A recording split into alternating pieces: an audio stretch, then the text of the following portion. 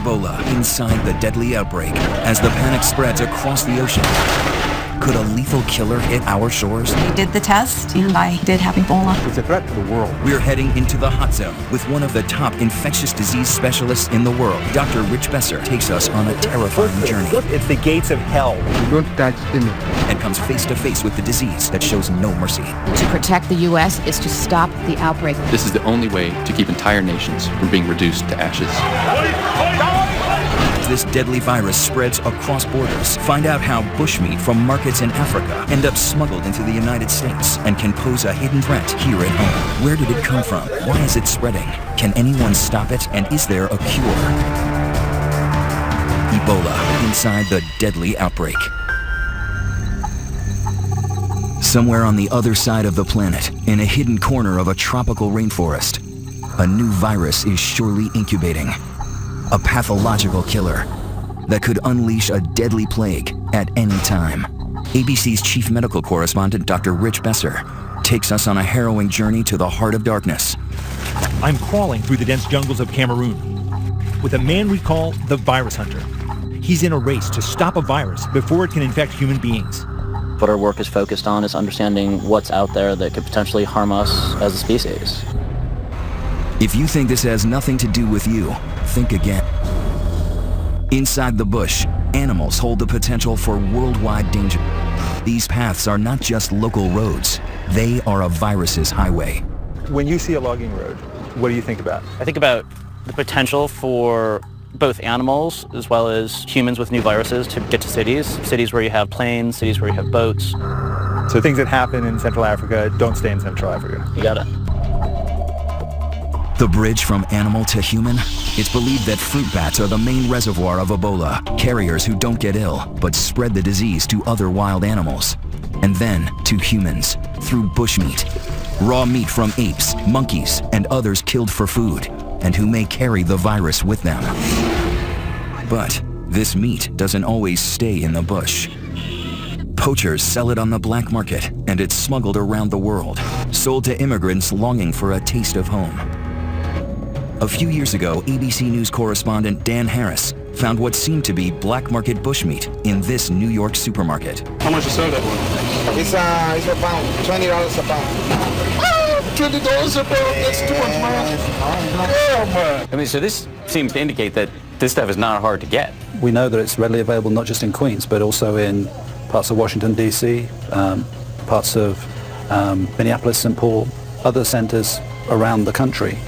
And it's because people have a passion for bushmeat. They want that taste from home. This African immigrant, a mother of 10 named Mamie Monet, was sentenced to 3 years probation for importing crates of monkey meat, which she has said her community consumes to celebrate religious holidays. Are you guys selling bushmeat out of here? No. No? No, bushmeat no. Fish, dried fish, snails, bushmeat. We had an investigator with a hidden camera come in here, and he found what he said was cane rat from Africa. No. So nothing whatsoever. Bushmeat. Okay. And you're the owner, you say? The CDC says they're concerned. Experts say that meat like this could potentially be teeming with Ebola, or worse, undiscovered viruses carrying unknown threats.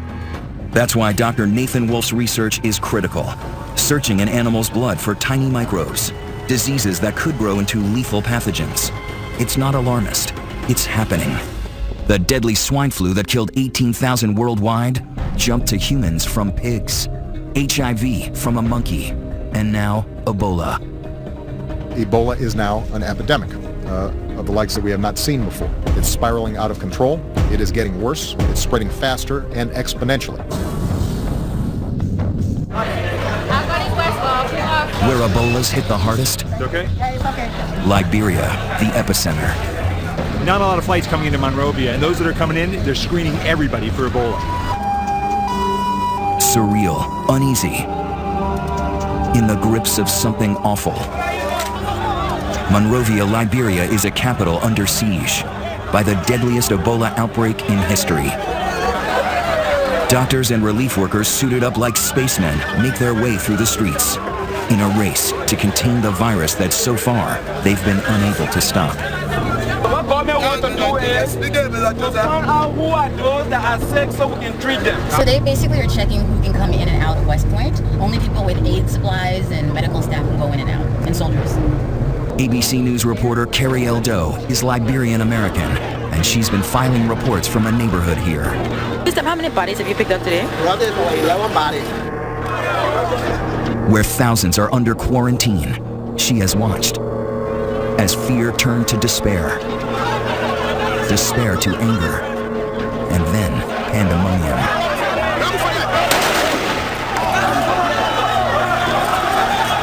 There's been looting and rioting.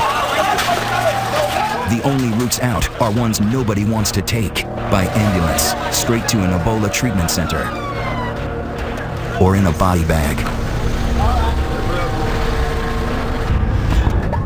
Liberia is a country founded by freed American slaves. The president, Ellen Sirleaf Johnson, is Harvard educated and lived in New Jersey. And the main hospital is named for our own president, John F. Kennedy. This is the emergency room, and you can see there's no one going in, there's no one going out. That's because there are no doctors to take care of patients. There's no one here. No one here, it's a ghost town. This unit, it's stuck back in the furthest corner of the hospital compound. It used to be used for treating people with cholera, and now it's where they're putting patients who may have Ebola. Many of them do. The facilities are makeshift. Their protective gear is the only barrier between them and the disease. They've had to make some of it themselves. They don't have hoods that are ready-made, so they're making hoods out of other protective equipment. The temperature, is it hot in what you're wearing? Oh yeah, that's the heat. The heat is too much? Yeah, too much.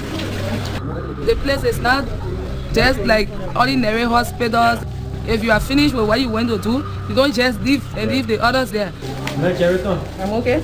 He's got a hood, he's got 2 layers of gloves on, an apron, boots, outer clothing, a mask, and goggles, so that every part of his body, every inch of skin is totally covered up.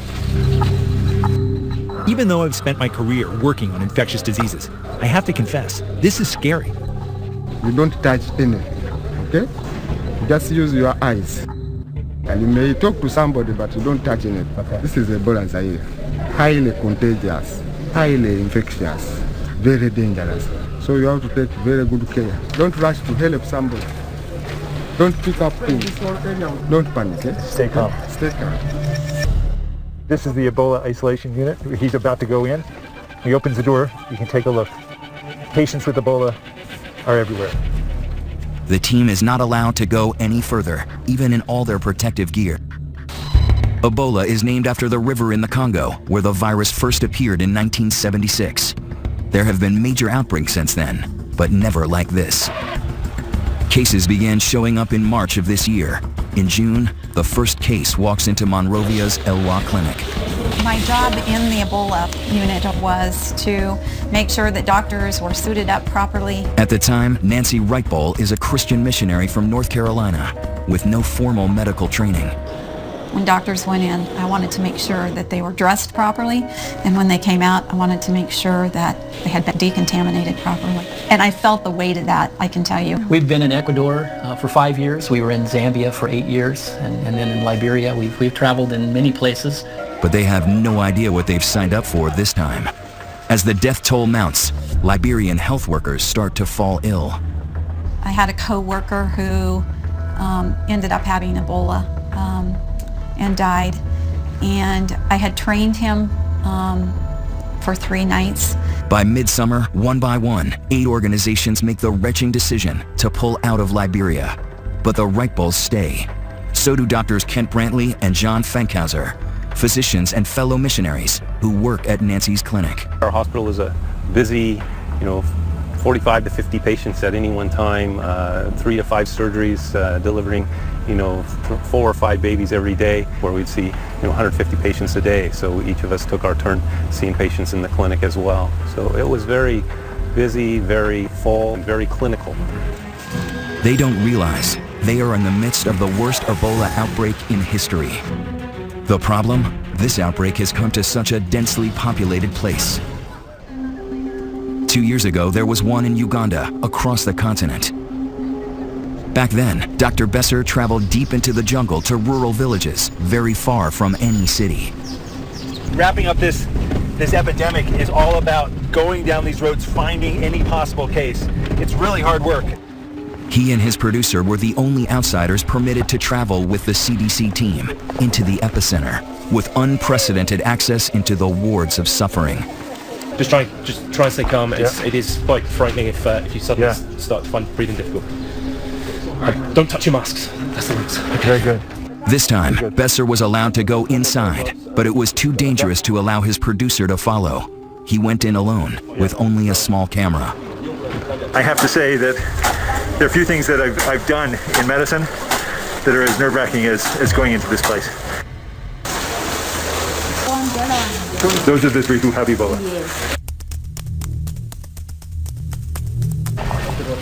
I'm doused with bleach again and again. It's hot in there. This outbreak was ultimately brought under control. Its isolation made it more possible to contain. But Ebola didn't go away. It may have been as early as December that this latest strain came out of the jungles in Guinea, along the open borders of 3 countries. And when it hit Liberia's biggest city, it exploded with a vengeance. Ebola travels through contact with bodily fluids, blood, diarrhea, vomit. And this is what makes this outbreak so dangerous. In an urban area with people packed on top of each other, Ebola has been almost impossible to stop. This is not just a threat to Liberia, this is not just a threat to West Africa or Africa, it's a threat to the world. If we don't turn it around, for every day it continues to spread, there's more and more risk of spread to other countries in Africa, other countries around the world. There is no way we can seal off and isolate a country, even if we wanted to. The real fear is that it could mutate into a smarter virus, turning airborne. It could infect with a single sneeze, as millions of lethal pathogens fly through the air. In airports, crowded subways, children's playgrounds. A global pandemic that knows no borders. Coming up, a call to action. We have to move with force as the virus turns on the American volunteers, brave enough to stand in its way. Really pretty sick. So they did the test. I did have Ebola.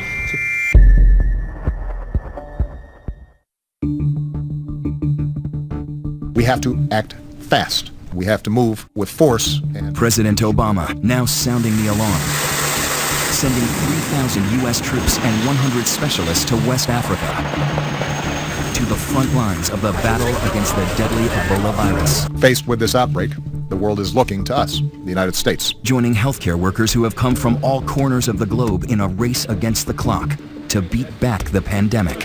Will we see Ebola in America? I can't predict the future. What I'm sure of, and what's happened already, is that people have come from parts of the world where they might have been exposed and they've had fever. So we have to be prepared. We have to be prepared to test, to isolate, and to respond. Already, Ebola is in 5 West African countries. The epicenter, Monrovia, Liberia. At the request of the Liberian government, we're going to establish a military command center in Liberia to support civilian efforts across the region. Henry Gray is running logistics here for Doctors Without Borders. So this is a 240 square meter tent. Building clinics here as fast as they can. This group is on the front lines of every health crisis in the world, but even they are overwhelmed. How much room do you have now in the 120-bed units? The 120-bed unit is full. It's full. Full. And the patients who come here who need care? Unfortunately, we have quite high mortality amongst the patients, so that frees up space. Before this outbreak, what's the largest center you've ever designed? Earlier in this outbreak in West Africa, I think we went up to about 80 beds, but prior to that, around 40 beds. 40 beds? Yeah. And here, 10 times that? 10 times. Is the virus winning? The world has never seen Ebola as we're seeing it now. And the challenges are enormous. Ebola is sneaky. The first symptoms look just like flu or malaria. Achy muscles, a headache, fever. The patients have probably delayed coming in, tried to convince themselves they don't have the virus. Going into the triage unit here at JFK Hospital, that's where they try and sort out whether a patient coming in has Ebola or something else. They're having diarrhea, stomach pain, vomiting, some are bleeding from the mouth. Another person is bleeding from the injection sites. And how will you know if that's Ebola or something else? Because majority of them have interacted with people who died. All along the way, they're spraying with chlorine so that if there have been any Ebola leakages, they're killing it with the bleach. So what happened? One of the patients just died from the here just on arrival. I spent here like 20 to 30 minutes. So by the time they get from triage into the building, some of them have died. Yeah. And Ebola can kill you in so many ways. Severe dehydration, your kidney and liver shuts down. You may even bleed to death.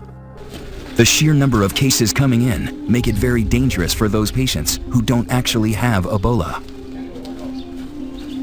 They're sitting near the patients who are sick. Is that a problem? Well, once they bring somebody who doesn't have an infection in here, then they have exposed that person. But we take so many precautions inside there. Yeah, but for the patients who come in, if he didn't have Ebola before, he may have it now. Yeah, the risk is high. We are spraying all the time and we limit movement. We don't have enough space where to put this. Yeah. That's why there's too many patients. Yeah. You need more space, more treatment We facilities. need more beds.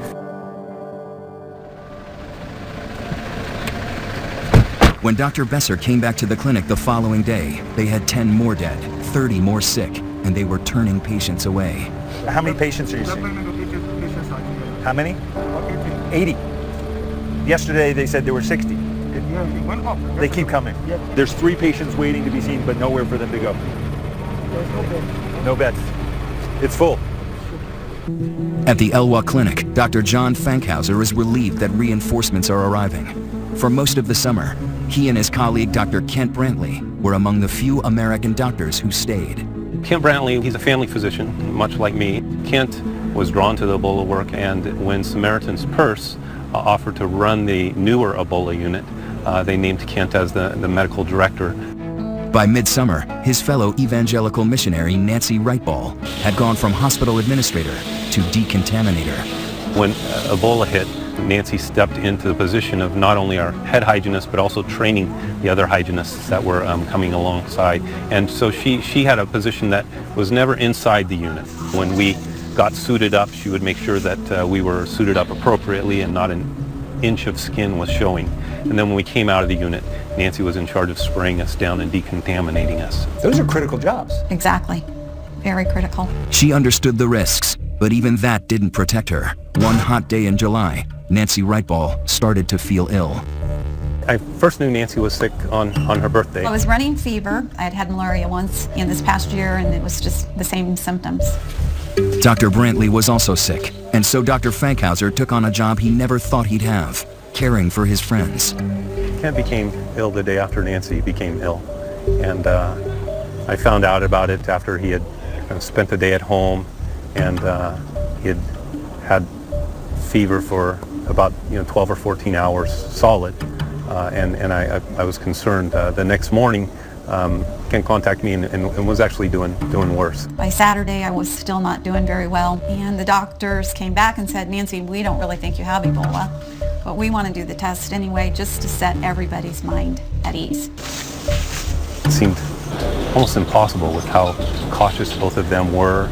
We were really trying to convince ourselves that this was some other form of illness, maybe dengue fever or some other type of illness that would be mosquito-borne or could have infected him and caused similar symptoms. And still ahead, an experience that becomes all too real for American caregivers working here. It is a fire straight from the pit of hell. They weren't sure I would even make it to the U.S. And then, is there a cure? Ebola inside the deadly outbreak.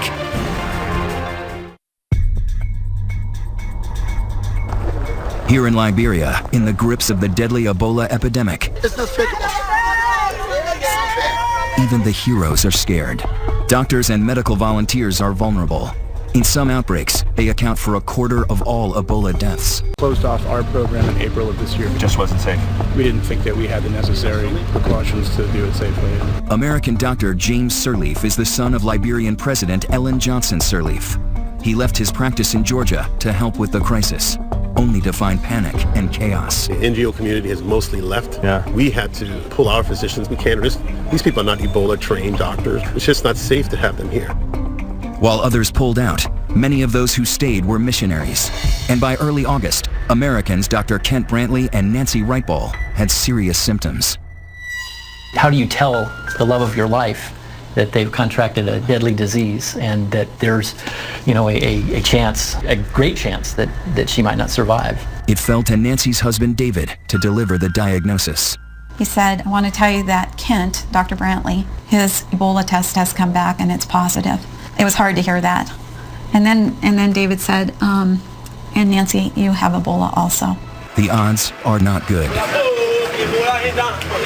Among Liberians, more than half of those with the disease are dying. There is one slim hope. A new drug called ZMapp still being tested on monkeys. Dr. Brantley is the first human patient. Their charities hire a plane to transport them home over 4,000 miles in a specialized medical isolation pod, sealed to protect everyone on board. When I got on the flight in Liberia, I wondered if I would ever see David again. We felt like it was pretty critical. I don't remember much of the flight at all. Pretty dehydrated, really pretty sick. They weren't sure I would even make it to the U.S.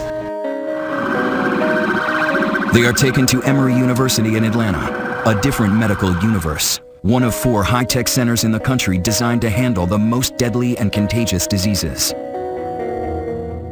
People who say that you should not have been allowed back in the country, it's just too dangerous. What do you say to that? I would say that in coming back into the country, we understand the concern for public health. Having said that, there have been established procedures and protocols that we took very great care in observing. Most important, Nancy is isolated from everyone, even her own husband. It's a really lonely place to be. We put our hands on the glass and I told her again, she's the most beautiful woman I know.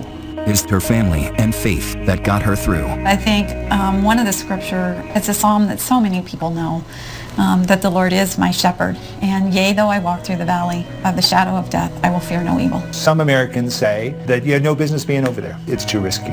We went to serve, but when you go to serve, you count the cost, but you lay it down. You lay down those fears, you lay down what you think might happen. Then, finally, the news that both the Wright-Balls and Kent Brantley have been praying for. They are virus-free. Today is a miraculous day. I am thrilled to be alive, to be well, and to be reunited with my family. But still ahead, what awaits American troops as they head for the hot zone? Panic in the streets. And can they help Ebola's youngest victims?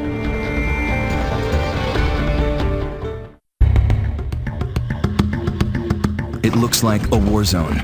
The West Point slum in Monrovia, Liberia. Population over 50,000. By now, the Ebola virus, on the move since December, has killed over 2,000 people in West Africa. And now 3,000 American troops are preparing to deploy there.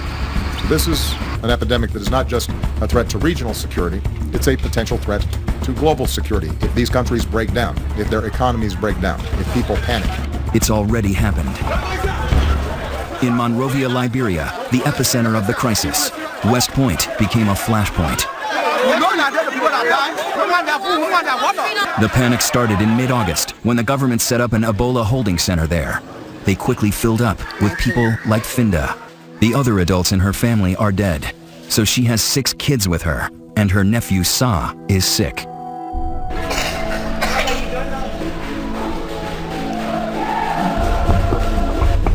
Why are you laying down?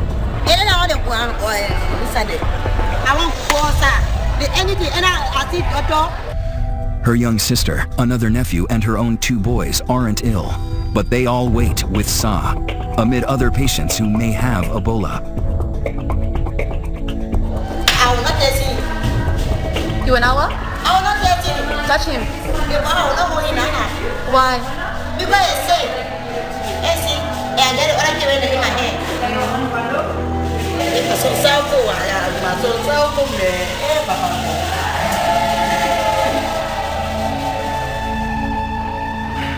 Her stay here is short-lived. Residents are furious that patients with Ebola are in the neighborhood, so they ransack the center, looting infected medical supplies. 2 days later, the government puts the entire community under quarantine. But the rioting and looting continue. Containing a frightened populace isn't easy.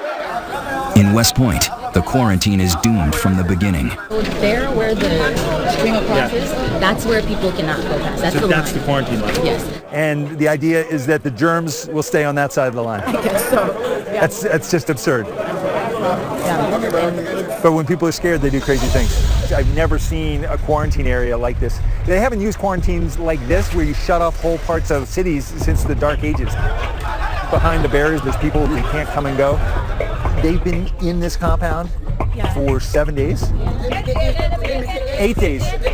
Why? It's like you're in prison.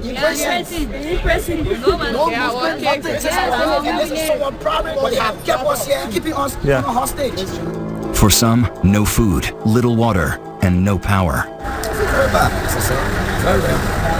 You know, you can't live in a dark place just like your animal.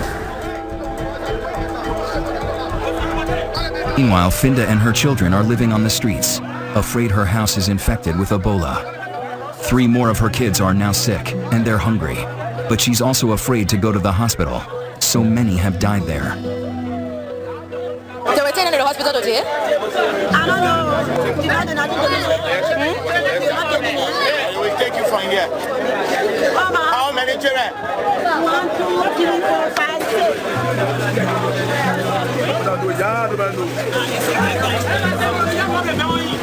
Like it or not, like so many others, she is forced to go. But it's too late. Little Sa dies in the hospital. But these photos have surfaced. Even in death, he is known as the little boy on the bucket. When Finda sees those pictures, she breaks down. I think it's going to get better in my head. Because I get play for my children. Ali, the other baby people that die in my head. They might give me a guess of what they need my hair. Come be happy. They say I get this out. Anything I will go up. Now go out say that one I will not get it. Now go out give me the one. I say voting for him. I say play for him for giving chance and they want to have the one okay man. Coming up. He said we can come. A secret ritual, a hidden danger. Is there any way to stop this virus? The answer may surprise you. Ebola inside the deadly outbreak.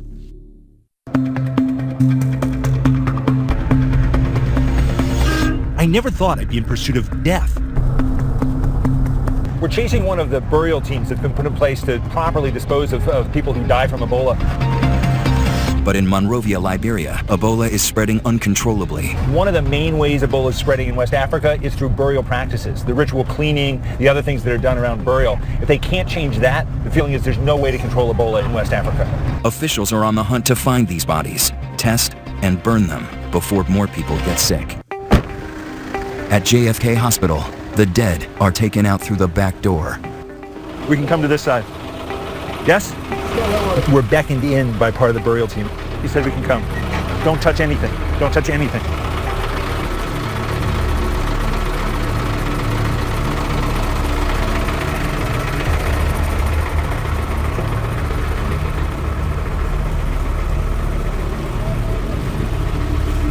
How many bodies are there? 9. 9? 9. They've already collected 9 people who've died from Ebola. How many more will there be today? 5 more. 5 more to be collected. Oh my God. It's the first time here in Liberia that I've really been scared.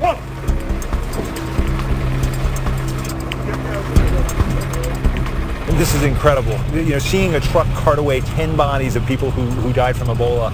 It's the gates of hell, going into that treatment ward and knowing that the odds are you're going to come out in a body bag.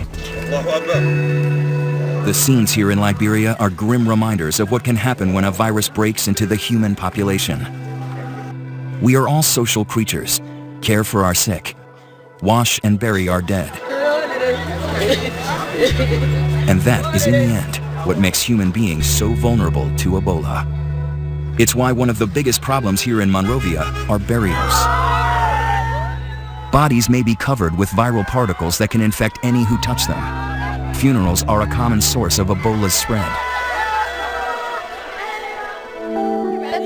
ABC News producer Carrie L. Doe was with a burial team as they attempted to recover a body from a grieving family who doesn't want to part with it.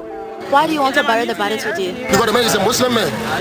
So we won't bury the body today. Won't do our own burial, won't bury the man today. If we say that people can go out to bury the body in our place, it's not anything. But what better meant to be? But what if he does have it? What if he did have Ebola? They may not have Ebola. The bodies are packed up, never to be seen again. This is where they end up, a pile of ashes, beside the next bodies ready to be burned. Sometimes the bodies are taken before they're even tested. It leads to mass denial that loved ones ever had the disease. Families so desperate to bury their own that we catch a secret one about to take place to avoid the government carting the body away. Where were you all taking the body? The boys were caught by vigilant neighbors, disgusted that they might spread the disease in the neighborhood, an unforgivable crime. That thing is very, very terrible. For you sitting in a car with that body, it's terrible. They brought all the Ebola outside. They put in the community spread away, y'all. Precisely what these body collectors are trying to avoid. We're following this blue truck. It's got the head of the burial team. He got word that in one house in this village, 5 people died from Ebola. It's a race against time. Every second those bodies linger, the greater the chance of someone else getting infected. The community here says that the 2 people in this house did not die from Ebola, so they're not letting the burial team in. To Elwa. How many bodies are at Elwa? 8 there. Yes. The burial team is pulling out. They're going to the next hospital where there are many bodies, many people who have died from Ebola. A grim task with no end in sight, no shortage of bodies. When we come back, can the virus come to our shores?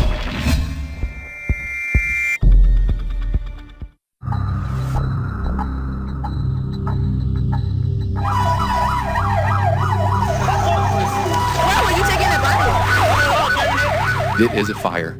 It is a fire straight from the pit of hell. We cannot fool ourselves in thinking that the vast moat of the Atlantic Ocean will protect us from the flames of this fire.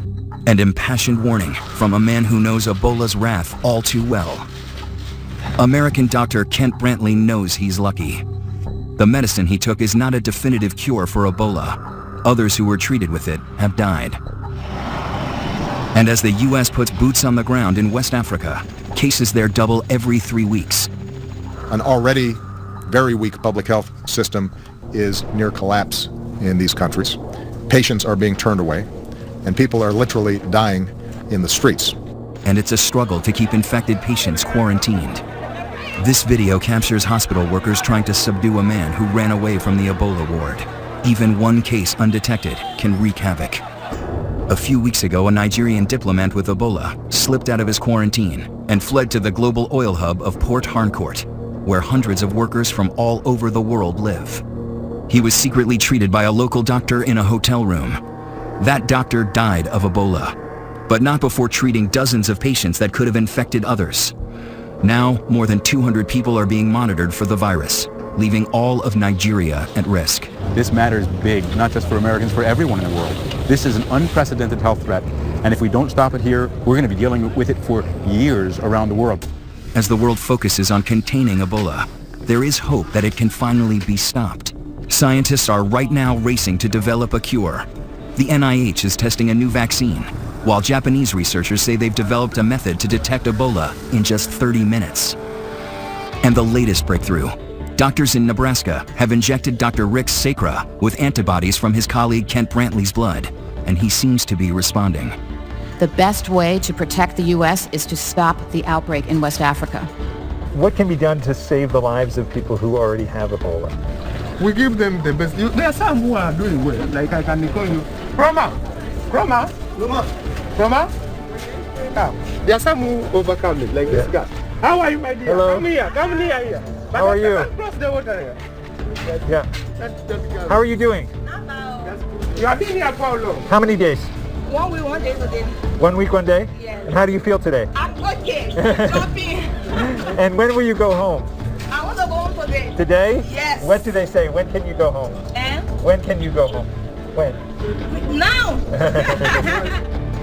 And a joyful homecoming for Liberian Dr. Philip Ireland, who contracted Ebola after bravely treating so many in his native country. You've survived Ebola? Yep. I've been through hell okay, I've seen death, and I walked through the valley of the shadow of death, and just to see the sun and to see the trees and to see my children, my wife, and just to be with them. Right now I'm very grateful. I'm happy just to be alive. His words echoing a fellow survivor, American Nancy Reichball. But already, a strain of Ebola has emerged in the Congo. And nobody knows better than those who have put their lives on the line how difficult and dangerous it is to stop this treacherous virus.